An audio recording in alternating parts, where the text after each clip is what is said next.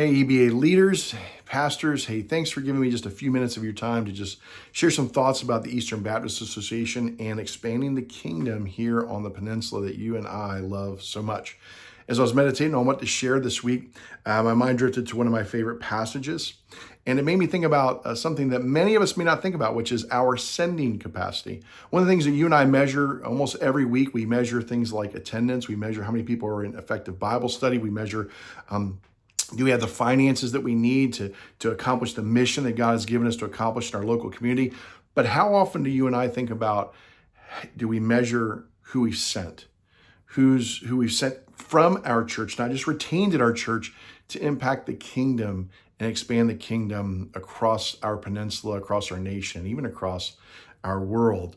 I was thinking about, of course, the passage in Romans chapter 10 where it says, how then can they call on the one they've not believed in? And how can they believe in the one whom they've not heard? And how can they hear without someone preaching to them? And how can they preach unless they are sent? As it's written, how beautiful are the feet of those that bring good news. Hey, I just want to challenge you this week. You know, our church was a plant of Berlin First Baptist. It's cool to learn that about our history, that we have a parent church, and that every church really here on the peninsula had a moment where they were planted, or a moment where churches around them helped them in their renewal, their revitalization. Maybe a leader was sent to them to help them with worship, or their children's program, or their student program, or a deacon came along that was a mature deacon who was no longer needed where he was because they had enough mature deacons where they were, and he could help pull alongside of a pastor in desperate need of prayer and support and encouragement. We do that when we send people to other churches. We do that when we support others for the sake of the kingdom and the kingdom's advancement. And there's some of you that do this really, really well. And there's others that need to be challenged in this area to think about. And it doesn't matter how big you are, and it doesn't matter how small you are. All of us can have a heart and a mind of what it means to send people and to be a New Testament church. So this week I just want to challenge you in that way.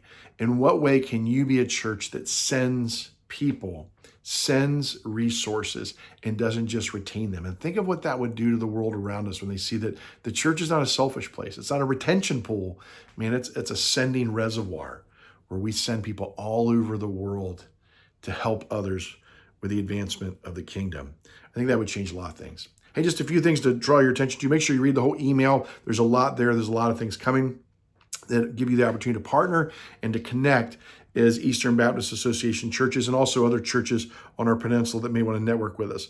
Leading Strategic Change is coming very quickly. It's on June the 24th. It's not very far away. Being led by Oak Ridge Baptist Church and Dr. Brian Moss. And if you are interested in revitalization, if you've told me or you've said to me at any point in time, my gosh, we really need to go through renewal. We need to go through revitalization. Here's what I can tell you as someone who studies this topic and continues to learn within this realm.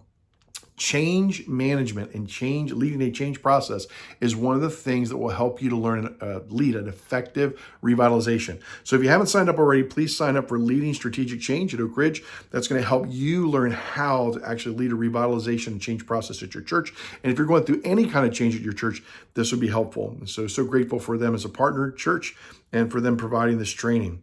We'll be talking about the Truth and Unity Amendment through a luncheon in July.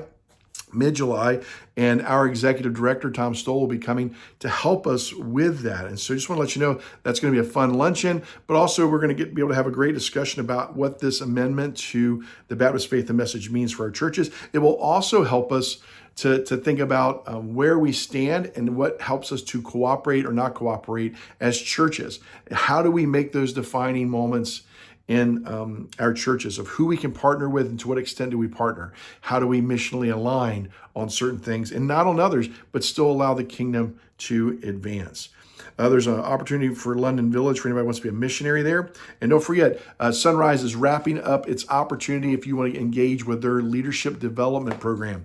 Again, this is a proven program. It not only develops people theologically, it also gives them practical wisdom in how to live out the mission within the local church. And they don't just do that for their church, they do that for any church that wants to partner with them to learn how to do that. Here's what I want you to know. I'm praying for you. I would love to spend time with you, whether it's at one of our events or over coffee or over lunch. Just get up with me and let me know. I just want to help you achieve the mission that God has for your church, because I believe that by doing that, we advance his kingdom. So just let me know how I can pray for you. You can send that to me by email or text, because I love to pray for you and to know how I can lift you before God. Have a blessed week, and I hope I get to see you soon at one of the Eastern Baptist Association events. Have a blessed time.